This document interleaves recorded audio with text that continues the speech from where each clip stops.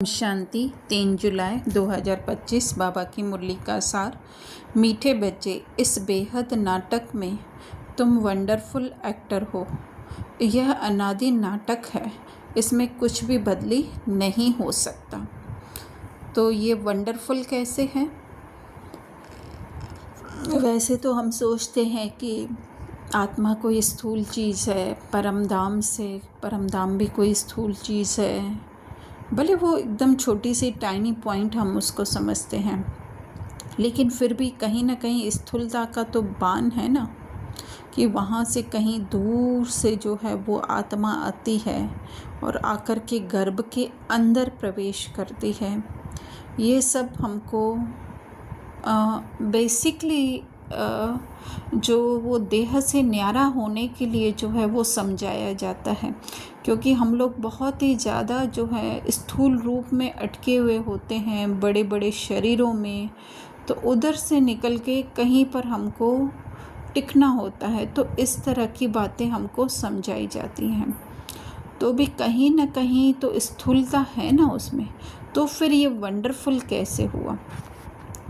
और बेहद अर्थात जो सदैव चलता रहता है, कभी भी जो है वो बंद नहीं होता, इसलिए अनादि बाबा कह रहे हैं। तो ये वंडरफुल ऐसे है कि काफ़ी बार काफ़ी बार नहीं, बहुत कम बार बाबा ने कहा है कि आत्मा जो है वो कहीं पे आती जाती नहीं है। अर्थात कि आत्मा जो ओरिजिनल उसकी कॉन्शियसनेस है, वो सदैव जो है वो शांति की स्थिति में होती है, अपने मूल स्थिति में होती है, लेकिन सिर्फ जो है अपना अटेंशन जो है वो इस देह पर डालती है।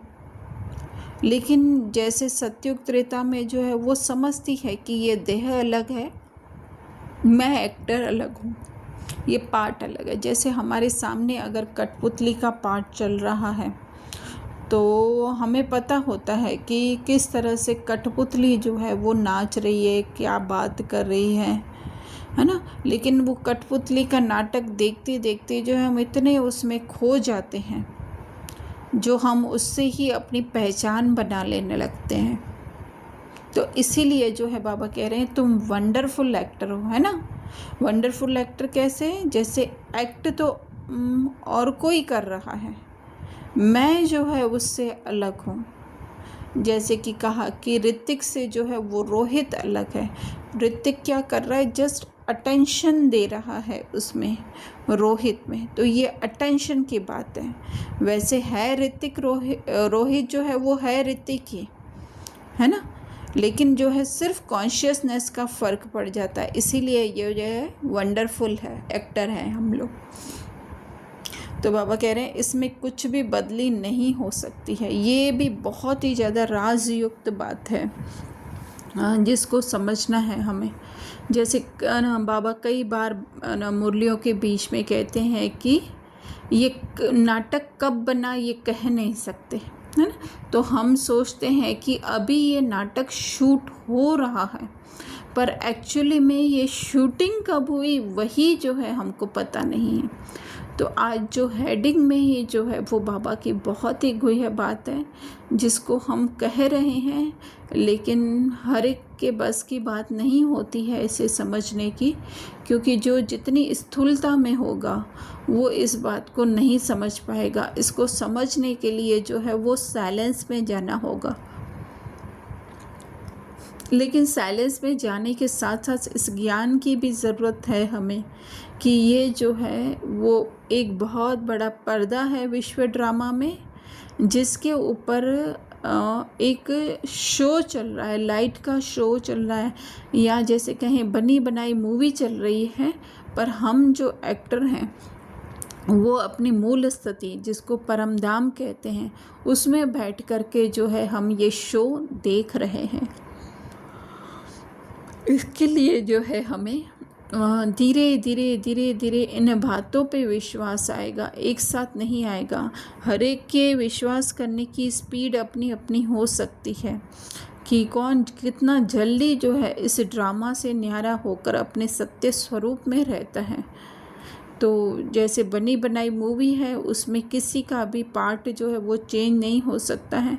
सिर्फ वो जो जिसने पार्ट बजाया वो भी ऑडियंस की सीट पर बैठकर जो है वो सिर्फ देख सकता है।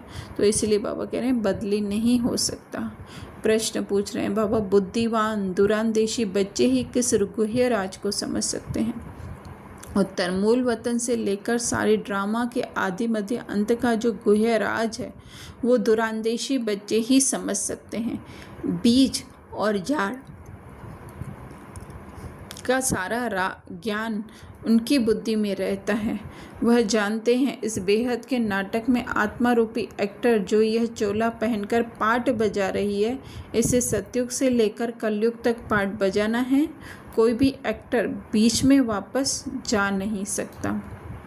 तो मूल वतन वही हमारी मूल स्थिति, फिर उससे कैसे हमने अर्थात कि आत्मा की मन बुद्धि ने जो है वो पार्ट बजाया, वो जो है ये सारा गुह्य राज है ना, जो हम स्थूल बुद्धि से नहीं समझ सकते हैं। तो इसके लिए कहा दूरांदेशी बच्चे। दूरांदेशी अर्थात जो अपने सत्य स्वरूप स्थिति में रहते हैं।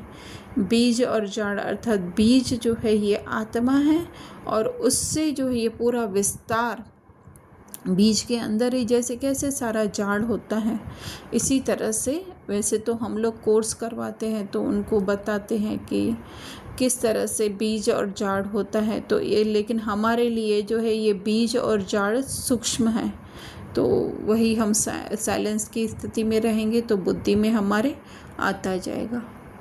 फिर धारणा में बाबा कहे, बुद्धि को ज्ञान चिंतन में बिजी रखने की आदत डालनी है। जब भी समय मिले एकांत में जाकर विचार सागर मंथन करना है। बाप को याद कर सच्ची कमाई जमा करनी है। तो अगर बुद्धि में अगर ज्ञान की बातें नहीं होगी तो बाबा को पता है फिर ड्रामा की बातें होंगी, जिसको ही माया कहा जाता है। इसलिए बाबा कह रहे हैं एकांत में जाकर। तो ज़रूरी नहीं है कि हम सबसे डिटैच हो करके और ज़बरदस्ती जाकर बैठें, लेकिन अगर कार्य व्यवहार के लिए हमें सबके बीच में रहना भी पड़ रहा है तो भी जो है अपने बुद्धि का अटेंशन उस एक के अंत में अर्थात अपने सत्य स्वरूप और मतलब बाबा के ज्ञान में या बाबा में जा कर के साइलेंस में जा कर के उसमें जो है फिर विचार सागर मंथन करना है। सच्ची कमाई जमा करनी अर्थात अपनी आत्मिक स्थिति को बढ़ाते जाना है। दूसरा, दुरांदेशी बनकर इस बेहद के नाटक को यथार्थ रीति समझना है। सभी पाठधारियों के पाठ को साक्षी होकर देखना है। तो ये बाबा क्लियर कर रहे हैं कि यथार्थ रीति जानना है, समझना है ना। ऊपर ऊपर से तो समझते हैं हम लोग, दुनिया वाले भी काफ़ी कहते हैं कि ये रंगमंच है, हम लोग एक्टर हैं, लेकिन हम भी जो है थोड़ा थोड़ा कहीं ना कहीं स्थूल रीति से कह कर के और फिर वापस अपने आप को उस देह में ही अटका रहे होते हैं, प्रिया पूजा प्रदीप प्रमोद में। लेकिन बाबा कह रहे हैं यथार्थ रीति समझ रहे हैं। सभी पाठधारियों को साक्षी होकर देखना है अर्थात कि वो भी जो है कोई भी जो है वो इसमें पर्सनली इन्वॉल्व नहीं है ना। हर एक को पार्ट मिला हुआ है, वो प्ले कर रही हैं जस्ट वो इस रीति से। लेकिन आत्मा सत्य स्वरूप में तो हम सब एक जैसे, इस तरह से साक्षी होकर देखना है। वरदान दे रहे हैं बाबा, मधुरता के वरदान द्वारा सदा आगे बढ़ने वाली श्रेष्ठ आत्मा भव। एक मधुरता होती है जो हम मुख से मीठी मीठी बातें कह करके, वो जो है वो हम कहें मनुष्यों के ट्रिक्स है, या मनुष्य जो अपने आप को देहभान में रखते हैं उस तरह से भी वो बहुत मीठा या मधुर होने की कोशिश करते हैं। जैसे जो है काफ़ी कंपनीज़ वाले होते हैं, वो कितने मधुर हो कर के हमको एडवर्टाइजमेंट करते हैं, तो उसमें कोई आत्मिक भाव नहीं होता है। लेकिन बाबा का ज्ञान जो है वो आत्मिक मधुरता में हमको लेकर जाने के लिए कह रहा है। तो इसके लिए बाबा कह रहे हैं कि धरती को भी मधुर बना देती है। अर्थात उनकी सोच को, हमारी सोच जो आत्मिक है तो वो उनकी आत्मिक सोच को भी जागृत कर देती है। वो है उनकी धरनी को मधुर बनाना। तो मीठी दृष्टि देना, मीठे बोल बोलना, तो उससे जो भरपूर करते हैं। तो कैसे करते हैं? अपने सत्य स्वरूप में रहकर उनके भी सत्य स्वरूप को हम देखते हैं। तो वही मीठी दृष्टि देना है, वही मीठे बोल बोलना है। तो बाबा कह रहे हैं 2 घड़ी की मीठी दृष्टि व बोल उस आत्मा की सृष्टि बदल देंगे, अर्थात उसकी पूरी सोच बदल देंगे, वो है ना, उनका व्यवहार बदल देंगे। तो बाबा कह रहे हैं कि हम निमित्त बन जाएंगे, इसलिए मधुरता का वरदान सदा। तो किसको निमित्त बनना है? मुझे निमित्त बनना है, मुझे आत्मिक दृष्टि बनानी है स्वयं के प्रति और औरों के प्रति। तो ये बाबा कह रहे हैं सदा स्वयं मीठा बनना है और सर्व को मीठा बनाना है, अर्थात कि सबको आत्मिक दृष्टि से देखकर उनकी आत्मिक दृष्टि भी जागृत कर देनी है। स्लोगन: हर परिस्थिति में राजी रहो तो राजयुक्त बन जाएंगे।